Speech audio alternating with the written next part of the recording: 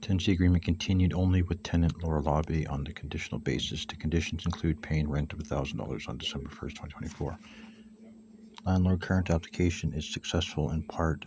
There, I find the tenant on December 1st, 2024 has substantially breached the Residential Tenancy Act and or the tenancy agreement under Section 21A, failing to pay the rent when due. You say that they handed them the check on time. Developer did, yeah. So that'll be an easy. They because of the mail strike. Yes. They had the check, and they had the date when the check was hand delivered. The landlord's current application alleges the tenant did not keep the peace, and the tenant presented Kaylin McIsaac to return, or I don't know what the hell that says. Kaylin McIsaac to return to the rental premises. Both claims are dismissed as they are not supported with evidence.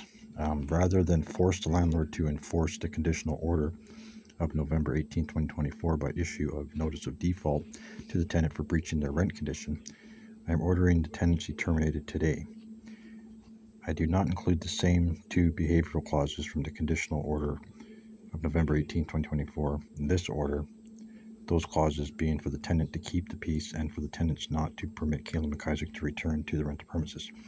Landlord can make a new application to the RTDRS if new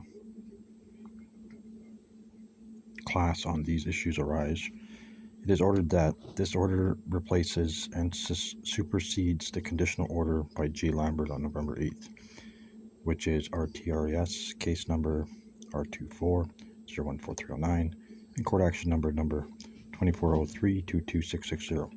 The tenancy between the landlord and tenant in this respect of the rental premises is terminated effective Tuesday, the 10th of December. The tenant and all other occupants shall deliver up vacant possession of rental property premises no later than January 10th at noon. Landlord shall have judgment against the tenant for the cost in the amount of $150 inclusive of disbursements for the total judgment of $150.